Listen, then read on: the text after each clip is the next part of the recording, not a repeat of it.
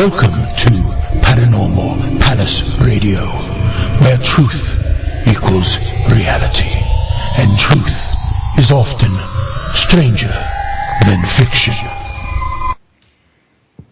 Hello everyone, welcome to Paranormal Palace Radio. This is your host, Royce the Redneck Radio Man, and joining me today is going to be Oberon Zell, and we're going to be talking about lost civilizations and the secrets of the past.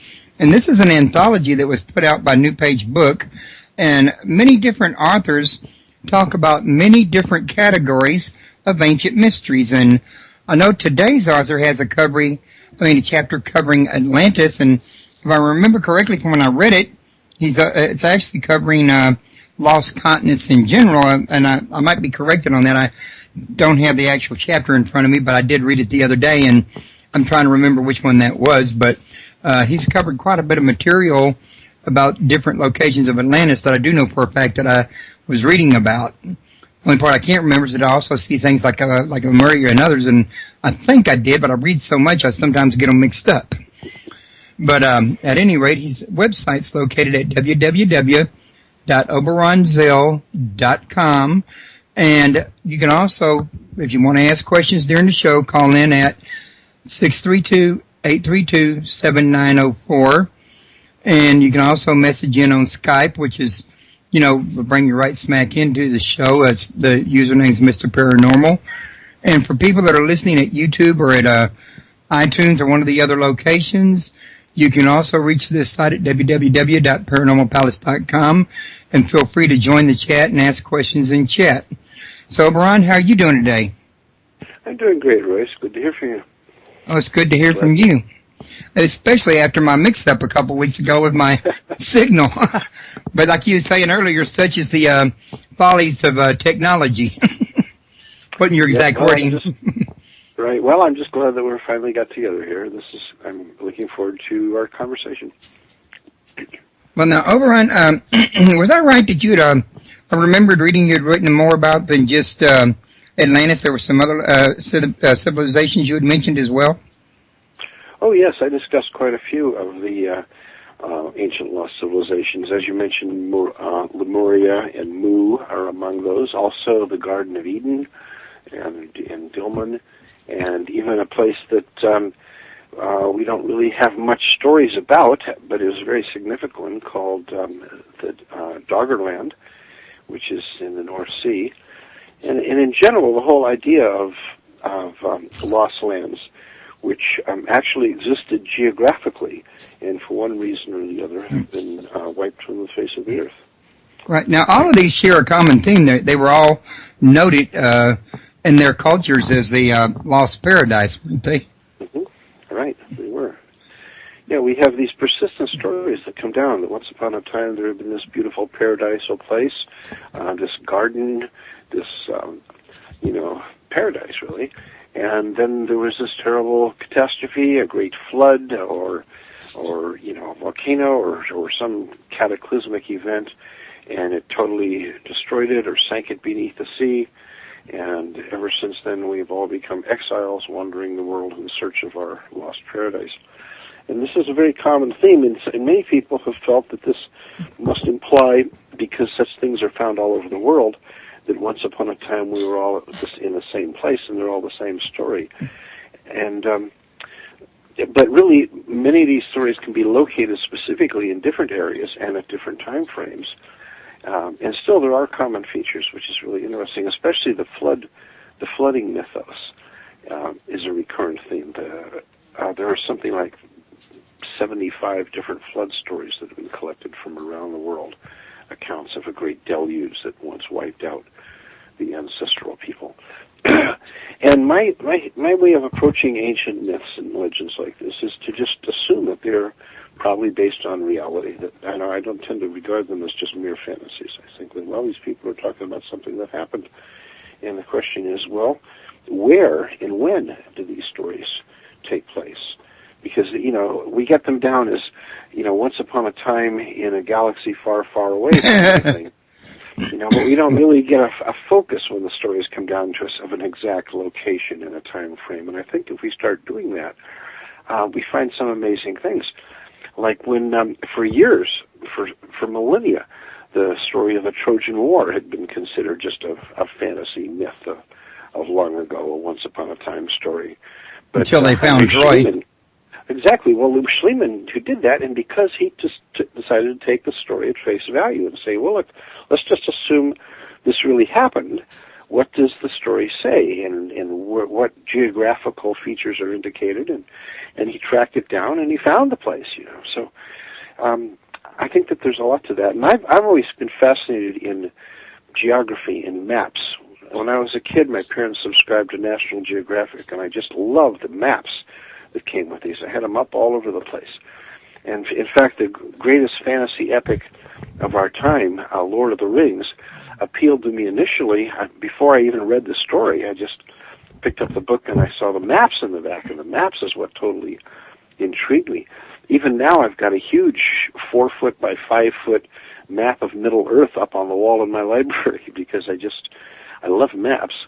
And I got into making maps, and as I started looking at these tales and stories in fantasy that took place in some legendary long ago place, like the Conan the Barbarian or the Lord of the Rings, they would often accompany these with maps. And I really got interested. Well, what are these maps based on? They look like maybe they're maps of Europe, but at a different and earlier time. And I became aware that once upon a time during the Ice Age, which ended about 10,500 years ago, the geography of the Earth was a very, very different thing, because vast amounts of water were taken up out of the oceans into miles-thick glaciated sheets of ice that covered the continents.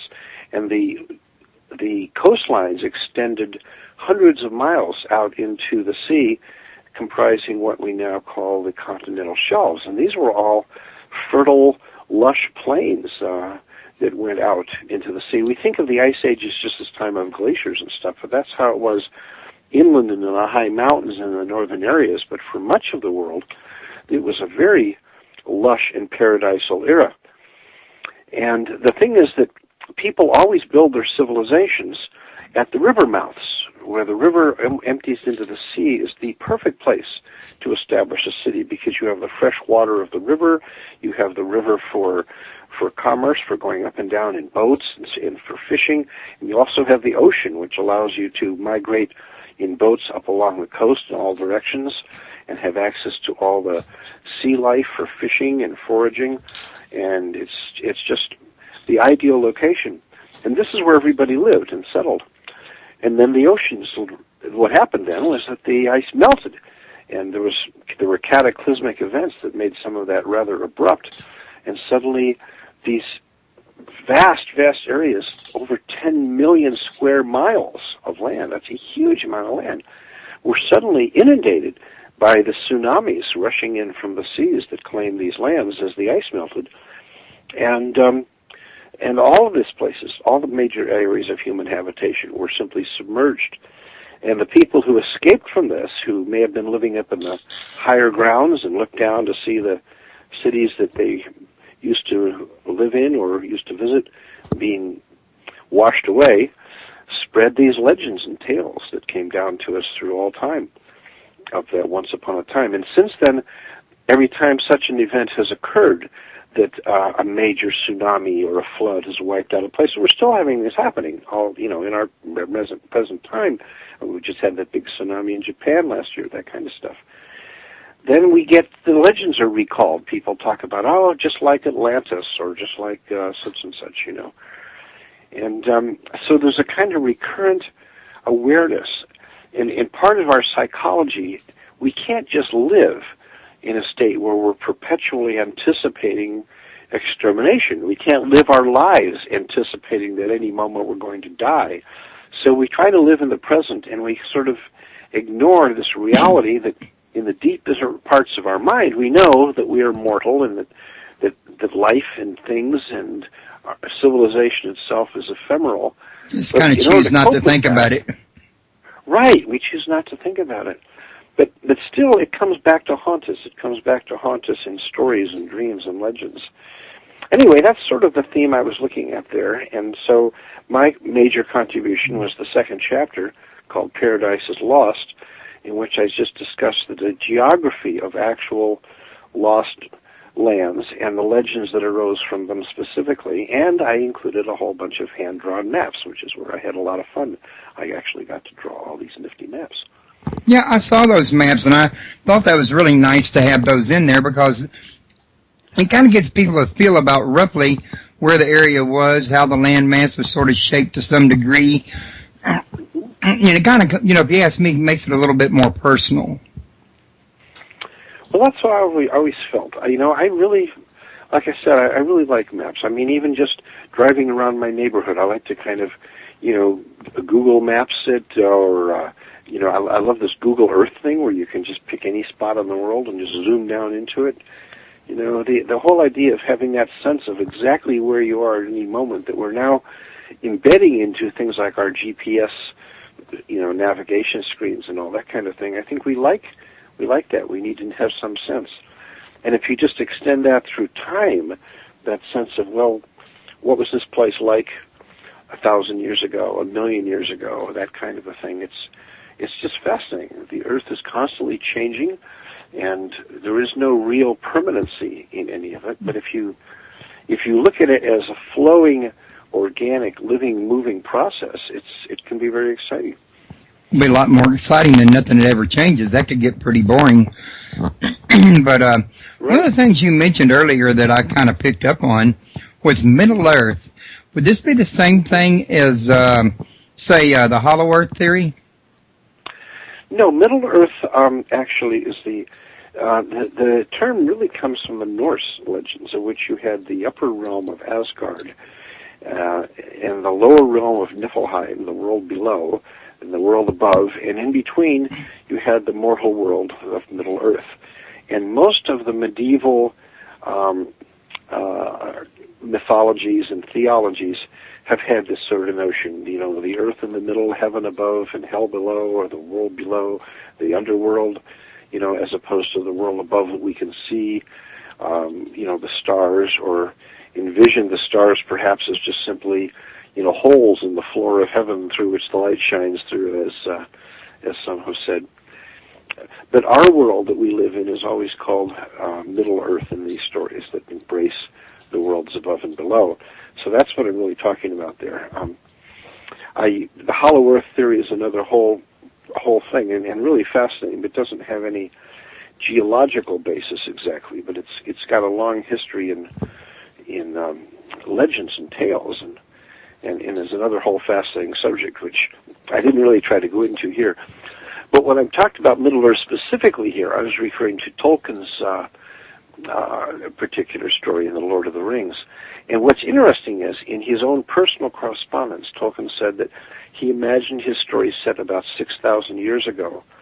And the area of the Shire, where the story takes place, is the area of Cambridge University, where he was working. And you just sort of extend it out from there. And he said that Minas Tirith was located about where Troy is.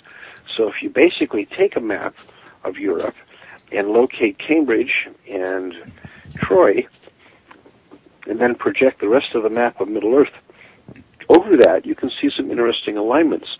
But the most obvious one is that there is no English Channel, and the North Sea is entirely filled in by an area that's called the Lost Land of Arnath. And that was a real area. In fact, there's some hills on the Tolkien's map in that land that actually exist, that are called the Dogger Banks, that are submerged range of hills submerged beneath the North Sea.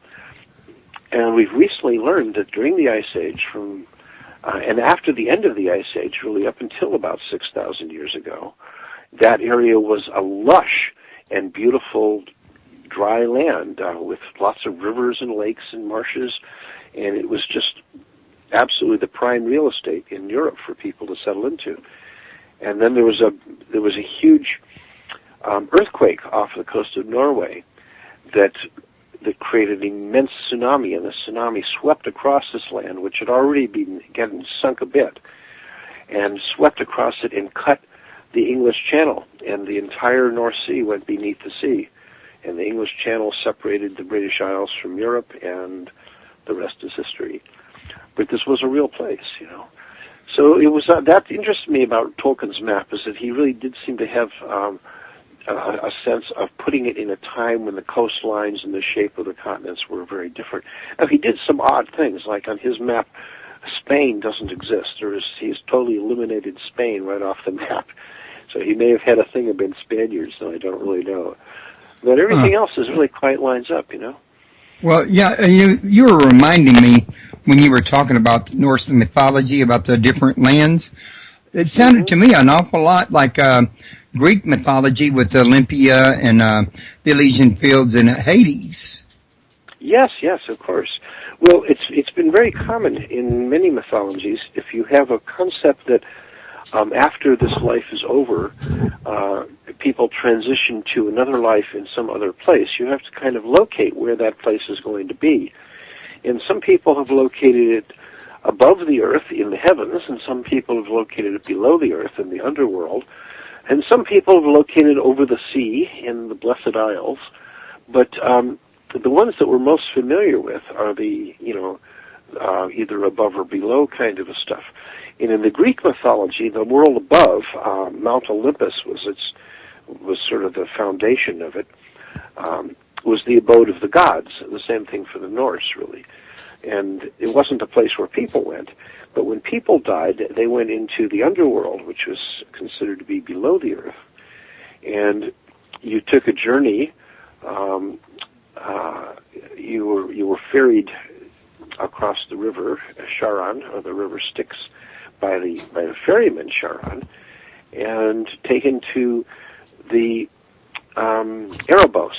And Erebos is sort of the whole world below, but it had different regions, just like we have different regions in the world here. There was the deep Tartarus, which was the pit where the evil ones got thrown, and it was an awful place where your punishment would be meted out according to what you really deserved. It was the ultimate divine justice sort of a place. And then you had the Elysian Fields, which was this beautiful paradisal region where your beloved ones would be waiting for you and your family, and you would just have happiness and joy, very, very much like our modern concept of heaven was the Elysian Fields, except it wasn't up in the clouds. It was all green and beautiful and lush and perpetual springtime. Right. And then of course you had the Lord and Lady of the underworld. You had Hades and Persephone. And for reasons I've never quite been able to sort out, many people got to referring to the underworld itself as Hades, which is odd because that's not the name of the underworld. The name of it was Erebos. Hades was the ruler, the lord of the underworld, and he was the third brother of the three Olympian brothers, the three great gods who divided the realms up between them. And that was Zeus and Poseidon and Hades. And they sort of drew straws, and Zeus got the upper world, and Poseidon got the seas, and Hades got the underworld. And the wonderful thing about the Greek myths, of course, is that they've got all these stories about all these characters and their history and their lives and their problems and personalities and often bad behaviors and stuff that were perpetuated in dramatic plays. And we just don't have anything like that really for any other culture, that degree of participation in the lives of the people, taking the form of dramatic plays that people could watch. And so we still have these appearing in modern movies and stuff. We'll still see recapitulations of essentially the Greek plays of the tales of the gods. Right. Now, in the chat room, I just had a question from Jennifer, I think it is. And, well, let me see. I got to come back to that. I saw it just a minute ago, and they've been chatting, and I had to relocate it exactly. Well, I can't get it to scroll back up. I'm trying to remember what that was. Still having fun with computers, huh? Well, it's not so much the computers as it is the actual chat room I use on my site. For some odd reason, it doesn't always show me a scroll bar. So, Jennifer, if you're still listening, would you please type that question in the chat room again? It scrolled up and I can't seem to get it back, and I forgot what it was because I had my mind on something else while I was listening to him. Because you mentioned something that kind of got my attention, and I'm trying to come back to that now that I had this problem. I remember what it was I was going to ask now. It had to do with, do you suppose it's possible that some of these paradises lost are actually in another dimension? Well, that's a tricky kind of a question. You know, I'm never quite sure what people mean when they talk about other dimensions. I mean, I'm used to thinking of dimensions in terms of, length and breadth and width and depth and time and mass and things like that. So when I think of the fourth dimension, I'm thinking of time, like in the time machine or something. So when people talk about other dimensions, and I know that's become a very popular concept. It's even discussed a lot in science these days. I'm still never quite sure where these are supposed to be and how they fit into the other way we use the word dimensions. I wish we had a different language so we could distinguish, because these are obviously meant to be some sort of alternate worlds or realities connected by vibrational frequencies. The whole concept is so vague. It's really hard to get any real understanding of what people are talking about. I'm not sure everybody's even talking about the same thing. But just to give that sort of a handle of some sort, certainly there do seem to be multiple planes of existence, and if we want to call them dimensions, I suppose so. We now understand the world as a multiverse in which hypothetically, infinite possibilities and infinite parallel existences may exist, separated from each other by frequencies, perhaps, or something. And what these are. I mean, we've always had the concept of the realm of fairy, for instance, which is sort of another realm or dimension, if you like to, that sort of runs alongside ours, and that occasionally we get little doorways or gateways or portals between them that allow passage back and forth. And I do really believe in that. It fits in with modern physics as well as our worldwide mythology, that there are other realms of existence that occasionally intersect with ours in various sorts of ways. But I'm not sure that fits for most of these legendary lands. They really do seem to be actual physical places that simply were eliminated by earthquakes or tsunamis or floods or volcanoes or something. Certainly that's true of the big famous ones like Atlantis and such. But, we've also got a perpetual ideas, for instance, on modern-day UFO contactee experiences that people have of being abducted. The abduction experience has been noted by Jacques Vallée in his book Passport to Magonia as being exactly parallel to the descriptions that medieval people used to have of being taken by the fairies into the fairy mounds. And the fairy mounds were literal places. These were the mounds left as tombs by the ancient peoples of the British Isles, and they're still there, and they still are, hollow places. But the idea was that at one time these were habitations, and they may have been. Many of them apparently were. People apparently lived in these rafts and underground chambers that were covered over. I mean, I visited some of the excavations of these in Cornwall, so they're really quite fascinating. Yeah, even in Israel they have the catacombs. Mm-hmm. Exactly. So there were lots of underground passages and chambers and places where people did in fact live, and those people were regarded as inhabiting a vast realm beneath the earth. And this is really the origin of the hollow earth and inner earth ideas, because people would come out of these places and disappear into these, the last remnants of the old cave dwellers and such. And certainly some of these caves that have been discovered themselves are vast. Some of them go on for hundreds of miles that they've discovered in recent years, like this huge one in Vietnam, I think it is. It is just unbelievably vast. So people living in these places became known as the dwellers beneath the ground, the gnomes and the fairies and the Picts and the underground dwellers. And but the stories that grew up around it, if you went there at the right season, it's at in the full moon at a particular moment in the year, and the door would open and you'd go in there and you would enjoy this wonderful hospitality and feasting and celebration. And when you came back out, 100 years would have passed in the world.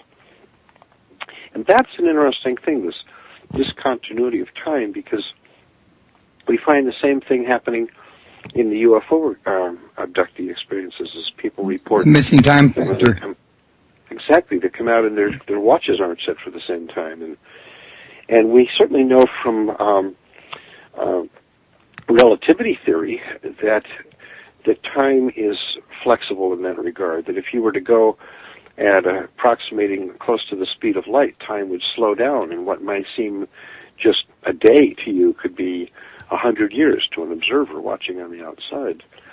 So perhaps there's more of that, and perhaps really what we're dealing with some of these phenomena, especially the UFO phenomena, may be more connected to travel through time than through space. That we're just standing at the threshold of this. We're children standing on the shores of the ocean, playing with the pebbles and looking out over this vast sea, which we have no comprehension. And some things wash up on the beach, and that's all we know of it. We have no idea what it's like out there. Right. Now, Jennifer, I got a question back now. Mm-hmm. She was wanting to know, does Utopia really exist?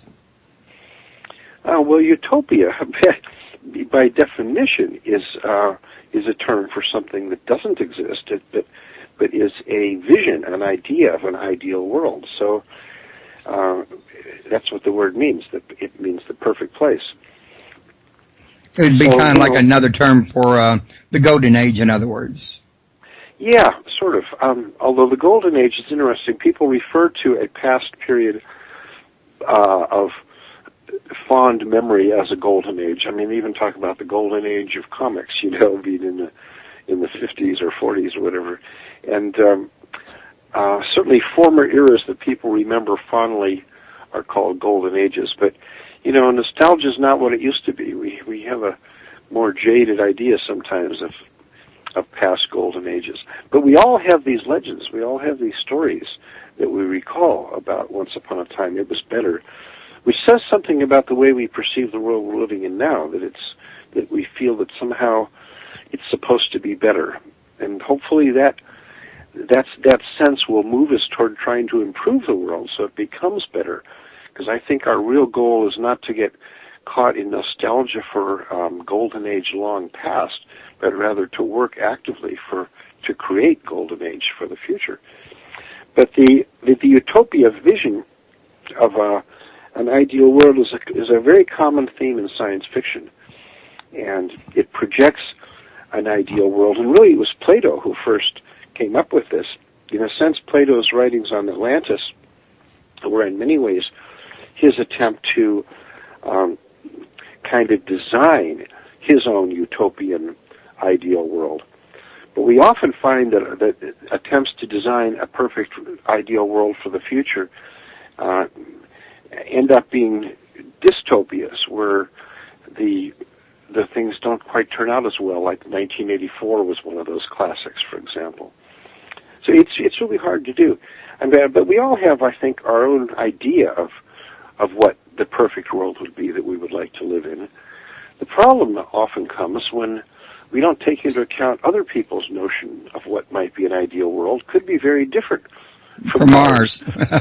Exactly. I mean, for example, people who are devout Republicans would have an idea of a utopian world that might be very different from equally devout Democrats.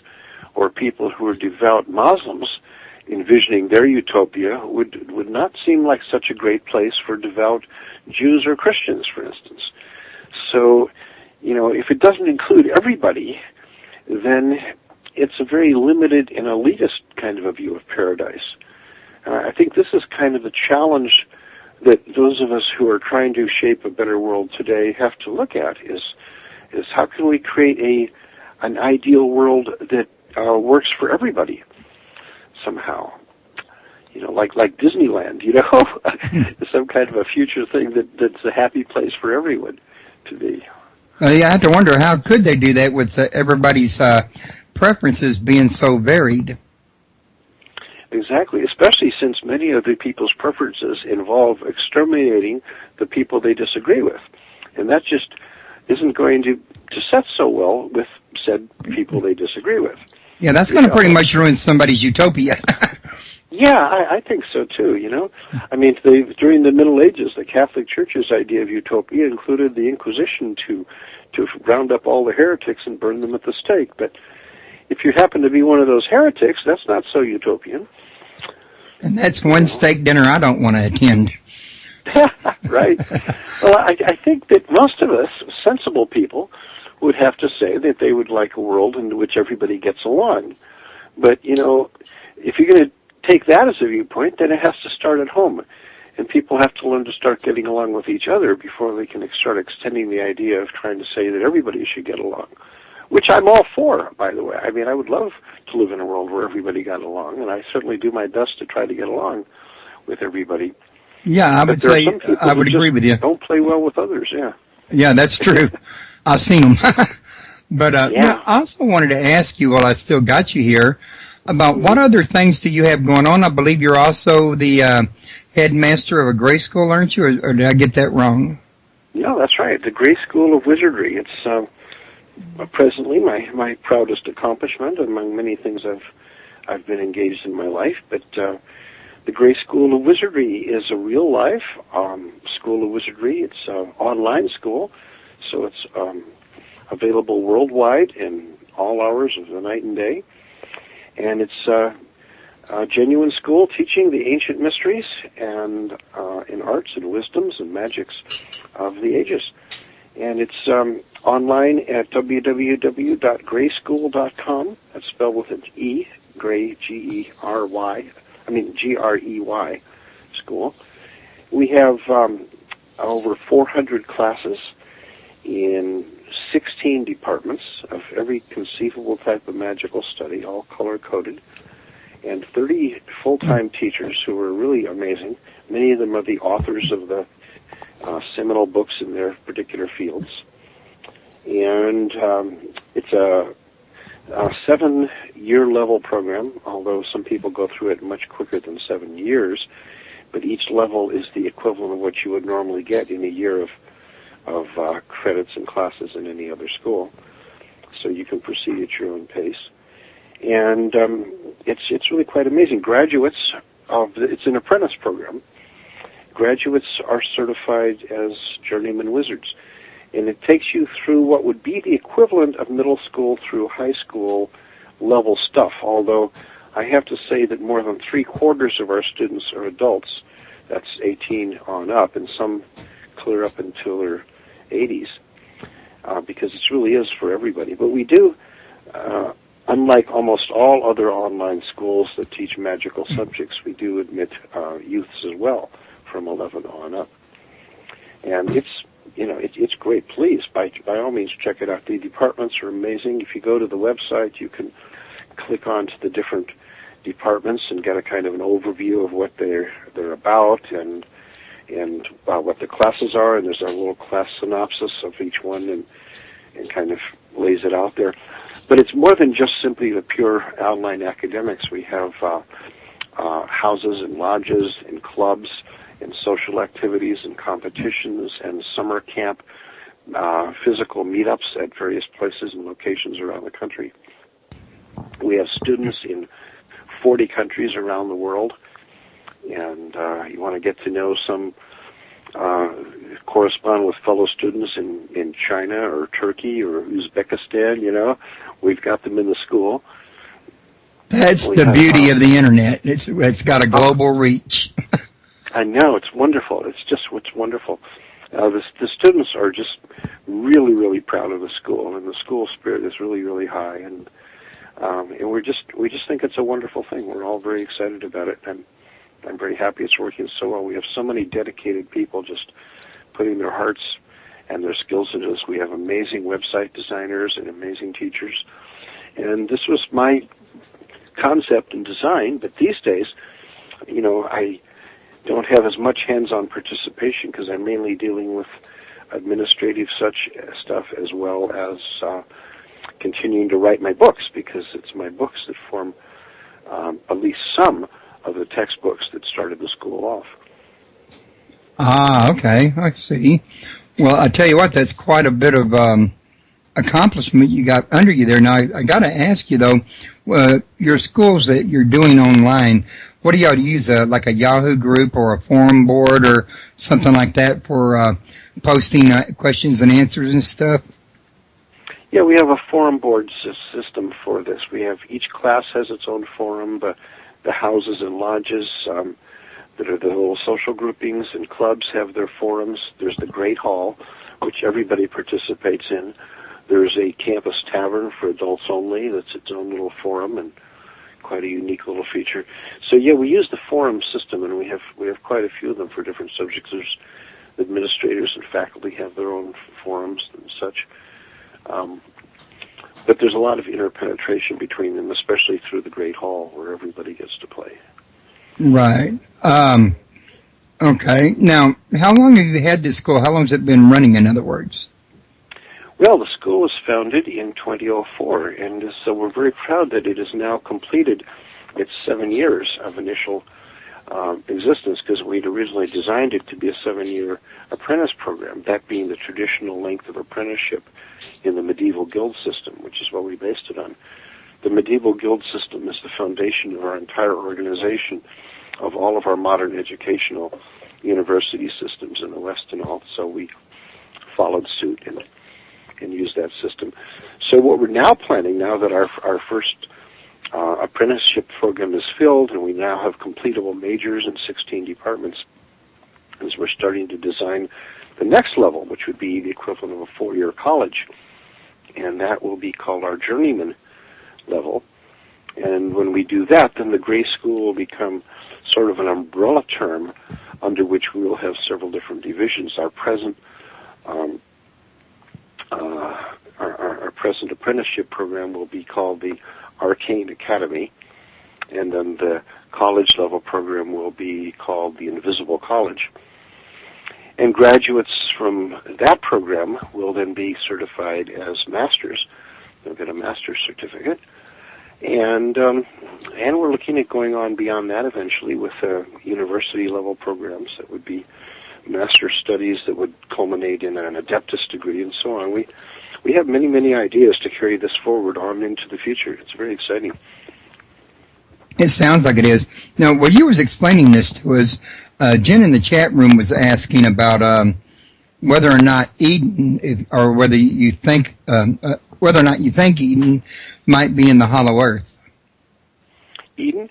Well, Eden is interesting, and I've got a whole chapter, a whole section in my piece in the book on that. Eden, I now find I am completely convinced, because of the recent archaeological work that's done, that Eden is the area that is now the Gulf of Persia, the Persian Gulf. And it is the key element was the description in the book of Genesis of the river. It said that a river flowed through it, from which it was divided into 4 headwaters: the Gihon, the Pison, the Tigris, and the Euphrates.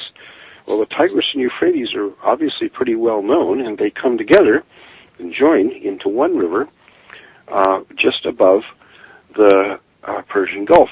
But there are 2 other rivers that come in from the sides that had been lost, and were only recently rediscovered by NASA satellite mapping that has revealed that they are there also, and these are identified now because of their, we know where they went, and the account in Genesis describes, in fact, the areas that they were. And so I think we can now pretty firmly say that the area that is talked about in the Bible as the Garden of Eden is at the top end of the Persian Gulf and is now submerged. And that submergence happened in several stages. During the Ice Age, the entire Persian Gulf was just a beautiful, lush valley. all the way down to the Arabian Sea. There was no Gulf there. It was just this nice river valley, and it was lush and beautiful. And apparently that is the place where agriculture began. That is the first planting, deliberate planting of crops. Well, that's what makes it a garden. A garden's a place where you plant things. So the Sumerian and Babylonian myths call this area Dilmun, and they have their legends about it, and in marvelous stories from which the account in the book of Genesis is only kind of a smattering memory of that, because obviously since this had to have come down through the Abraham's line, he had grown up in Samaria, and then he left and moved over, and he told these stories that he remembered from childhood, including the story of the flood. And all this stuff happened in the area that we now know as the Persian Gulf, including the Great Flood, which inundated that whole area.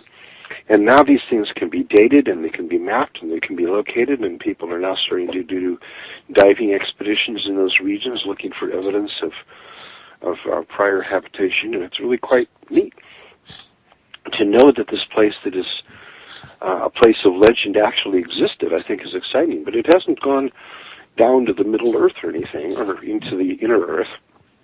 It's just been submerged, as has been so many places. The ocean levels since the Ice Age have risen 400 feet. That's a lot. Which means that it's a lot, and 10 million square miles of land have been submerged. That's a lot of land. And what that means is that where people used to live, the primary habitations on the seacoast, are now not only under 400 feet of water, which renders them completely inaccessible to any means of our getting them. We simply don't have any manned submersibles that can go down that deep and do excavations. Certainly humans can't, go outside of the bathyspheres and diving suits at that depth. But also, these areas being at the base of rivers, the river silt has continued flowing down in all the 10,000 years since, continued flowing down and burying these sites under thousands of feet of silt as well. That has just made them deeper and deeper and deeper and sunk them and sunk them and sunk them. So it'll be a while before we can excavate them. Looking for a needle in a haystack. Exactly. But some future archaeologists that are able to develop some submersible ground-penetrating sonar have a whole world yet to discover there, I think, if they start probing along the edges of the continental shelves where the rivers would have come in. I think they'll find some exciting things there. Yeah, they probably would. I know it wasn't long ago, about maybe 2 years, they drug up from the bottom of the sea huge statues from the sunken, what was it called, Hercules or Hercules, or, well, it was named after Hercules. I'm sure you probably saw it. The Colossus of Rhodes, I think you're talking about. They found remains of that, and they also recently found a submerged temple off the coast of Japan. That's the top of which is only about 65 feet beneath the water surface, and the base is about 150 feet down. And this is not even as deep as some of the other places. So things are starting to turn up. Of course, there was the legendary Bimini Wall in the Bahamas, and I don't know if they've ever quite decided whether that's artificial or natural, but it certainly looks artificial. And it's not that deep. It's just a couple hundred feet. They recently found a whole cave full of incredibly beautiful paintings that was the entrance of which was several hundred feet beneath the surface of the water, that had been a coastal cave. And fortunately, it trapped an air pocket when the waters rose, and people found it in underwater diving and came up inside it, and here was this beautiful painted cave. There's so much yet to be discovered and found. We always operate from this assumption, as science does, that now we know everything. It's just the way we think. We just can't operate otherwise. Even when we're little children, we're constantly thinking, now I know everything. This is the time they wanted to close the patent office 100 years ago, because they say, well, everything that could possibly be invented has been invented, so we might as well close the patent office. Well, they did that, there'd be no internet. Right. There'd be no computers. Right, and when that happened, when the internet first came out, when the first personal computers were being designed, the big companies like IBM decided that there was no interest and no market, because who would want such a thing? They figured that the worldwide, one of the great experts, the head of IBM at the time, had said something like, I estimate the worldwide demand for personal computers to be maybe half a dozen. And just no concept. No vision. No, all of the science fiction that we look at from up until the mid-'60s or so had no vision whatsoever of the internet and personal computers and such. But now look at something like the Star Trek communicator, and we now take for granted. Everybody's got one. We carry around in our pockets. We flip them open, and they're much better than the ones that Kirk and those guys carried. I mean, these have pictures and sound and play movies and everything. And we're way ahead of that, But even with that, even with the wildest imaginings of something like Star Trek at the time, which was pretty visionary, and we've really come a long way to fulfill so many of those things, they never imagined that people would be deliberately coming up with ways to try to mess it up. Nobody ever imagined things like viruses and hacking and all these ways that people will take advantage of a magnificent new system and concept just to screw it up for everybody. Yeah, for everything they make, somebody's got to take advantage of it and exploit it. Yeah, well, the exploiting is one thing, but the deliberately trying to just vandalize it is quite another thing, and a little hard to account for, because people who are creators just don't think like that. Many of them don't, but I tell you what, if it weren't for people that did, where would we be? I mean, without people like the Wright brothers, for example, or Henry Ford, or some of the others that did have a vision and could see things that other people thought was ridiculous and was willing to stick to their guns, we might still be living in the Middle Ages or the Renaissance. Oh, absolutely. Well, back in that time, we had guys like Leonardo da Vinci, too, envisioning this sort of stuff. But the Wright brothers never imagined hijacking, and they never imagined TSA inspections, I'm sure, and all the rest of that stuff. There's all these unanticipated consequences that always occur, Yeah, the unforeseen, kind of like I had earlier in the month. But yeah, there always is that unforeseen factor, and you can try to plan for it, but you can't always avoid it. Right, that's for sure. Well, there's an old saying that if you want to hear the laughter of the gods, tell them your plans. I never heard that, but I like that one. Yeah. I'm going to plagiarize that from you if you don't mind. Help yourself. So, listen, we got about 12 minutes remaining on the show, and I wanted to give you an opportunity to bring up anything else that maybe I haven't thought to ask, or we haven't got around to covering, or, that you would like to have my listeners know about. Well, gosh, there's much. I do hope that folks will go to my website, oberonzell.com, and check out some of the links to some of the other stuff I've got going on. There's Green Egg Magazine. There's my art, my statues and jewelry and stuff at Mythic Images, which some of you might like. And, of course, there's my books, in which I've taken some time to try to explain a lot of this stuff. And I'm always working on more books, which I'm currently doing. And there's the Church of All Worlds, which I started 50 years ago this year, 50 years old, as an attempt to create a religious perspective that was a little more in line with my idea of what would make a better and more inclusive religious perspective that was not all about keeping people out, but more bringing people in, which has become very, very mainstream in some ways now, because it was the first environmentally oriented religious movement, green religion. So there's that, and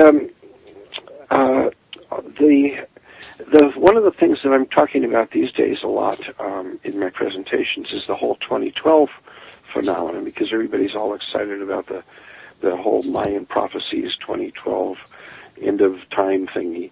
And I'd like to just say a word or two about that, and that is that this is based on a calendar, and the Mayans themselves say, okay, they and their ancestors came up with this calendar, and it had these vast periods of time, and this year one of those comes to an end.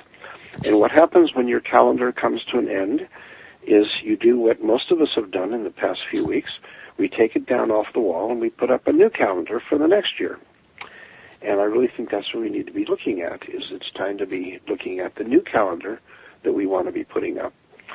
And one of the themes that is emerging throughout the worldwide magical community, and I've had conversations over this subject with traditional shamans and teachers and medicine people of many indigenous cultures throughout the world. I just got back from Australia, where I had some time with the Aboriginal elders talking about this stuff. And all are in complete harmony and agreement that they are seeing this time as a time of the awakening of global consciousness, of the awakening of Gaia, of Mother Earth, if you wish, or if people prefer, just simply global consciousness. So if we look at this transition time not as a time of destruction and the end of things, but as a time of a new beginning and a new awakening, I think it'll be much more productive, because we shape the world by our beliefs. We are storytellers. This is the thing that makes us uniquely human, is that we are storytellers.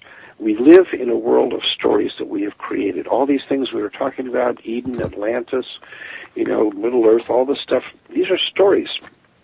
And without our stories, we don't exist. We're not even human without stories. This is why we developed speech. And when we first mastered fire, we sat around the campfire telling stories. And so throughout all of our time, we are suffused with stories. Our whole libraries, our legends, our fairy tales in whatever forms. These days, the movies and TV shows and in books and comics and all. These stories are the sea in which we exist. This is our metaphorical language that tells us who we are and where we're going. And the thing about it is that we are shaped by these stories, but if we are understanding this, and this is the art of a true magician, and the secret of the wizard, is that we are the storytellers too, and we can take this opportunity to create our own stories, and we can write better stories and tell better stories that will be more compelling. And so now you've got an increasing number of people like movie makers and book authors and all, who are deliberately creating stories to introduce them into the world that will change things, give people a different attitude. And a really good story can have an enormous impact. I mean, look at the Harry Potter stories, or the Lord of the Rings stories, or the Avatar movie, things like that. So this is kind of where we're at now, and so it's a time for all of us to be developing new stories, not that everything is going to go kablooey and we're going to come to the end of a time, but rather that we are now wrapping up things for a time that really hasn't been all that great, but that we can now look towards creating a new golden age yet to come, and a new awakening. And so that's the story to be telling. Right, and there's a lot of people out there that, like you say, they've been talking about 2012 and the Mayan calendar, and I mean, nobody can seem to get their, a matching consensus on it, or at least not many. You got your different camps on it, but like you say, I think what if the ancients, all they really intended by that was to say, this is the end of this age and the start of the new age, like you said, much like we do the end of one year and the beginning of another year. Yep, that's exactly what they meant. And the Mayan elders themselves keep putting out statements about this, because they say, hey, we're still around, it isn't like we don't exist anymore. We ought to know what we're saying, and this is what we're saying, and this is how you should understand it. It's the end of that age and the beginning of a new one. And it's really been commonplace for many different cultures that I've read about, that they had this here great cycle of, if I remember correctly, you might want to correct me, was something close to 26,000 years, and everybody kept a record of this cycle in one form or another. Mm-hmm. Yes, the great age of the precession of the equinoxes, in which everything comes around to the original alignment, and then the cycle continues again. So we're completing that sequence of the ages. We talk about the ages. We talk about this is the dawning of the age of Aquarius and so on like that, and that's really what we're talking about here. And the Mayans have simply given it a fixed date based on some very interesting astronomical calculations, which are described beautifully in the chapter in the book of Lost Civilizations that follows mine. And I highly recommend that if you read the book, read my chapter, please, but read the chapter that immediately follows it, and it discusses exactly the astronomical configurations that this whole shift of the ages is based on. And it's just really fascinating stuff. And I find it very compelling. This is how we work. Okay, so what you're referring to in that in the book is The Cosmology of the Afterlife, Hamlet's Mill, and the Star-Strewn Path in the End of Days by Adrian Gilbert? That's right. That's okay. Right. That's a brilliant piece that really puts it into perspective of just what is behind all this talk about the 2012 thing and the change of the ages and the Mayan prophecy. This is what's going on, and it really is good stuff. Yeah, I would tend to agree.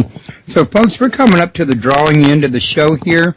I'd like to remind everybody that part of what we're talking about here today was the book, Lost Civilizations and Secrets of the Past. And Oberon's chapter was really just one out of the book. And there's many other authors in here like Nick Redfern and Reed Jones and Philip Coppens that have each added their own chapter to the book, and each one covers a different topic about lost civilization or ancient mysteries. And it's a great book for anybody. I'd highly recommend it. And I'm going to also let everybody know, since we're fixing to close out, that I'll be on the air again Tuesday night at 8 p.m. My guest is going to be Frank Joseph. And I look forward to seeing everybody at that show. And also remind everybody, if you're interested in looking for a place to join and meet with people that are of a like mind, that's really trying to learn more about paranormal phenomena or ancient mysteries or Bigfoot, that you check out United Paranormal International. And as a matter of fact, you might want to check them out too, Oberon. I mean, you know, you might have some topics over there that you're interested in, or you might want to share something over there. I'm not sure, but it couldn't hurt to take a peek-see, in other words. Absolutely. No, I'll have to take a look and see. Cool. And until then, well, Oberon, I've really enjoyed talking to you. You're a fantastic guest, and I was wondering about, would you like me to, stay in touch and have you back again at a future date? Oh, by all means, Royce. I enjoyed this very much, talking with you, and I hope that your listeners also enjoyed our conversation as much as I did, and I'd love to be back on your show sometime. Fantastic. Well, until then, I'll keep your information and try to contact you. And for everybody else, I want to thank y'all for coming, for asking questions, and being a part of the show. And I'm going to enjoy looking forward to y'all coming back for Tuesday's show and other future shows. And we're going to go ahead and call this here a wrap. And we'll talk at you later. Okay, thank you. Thank you.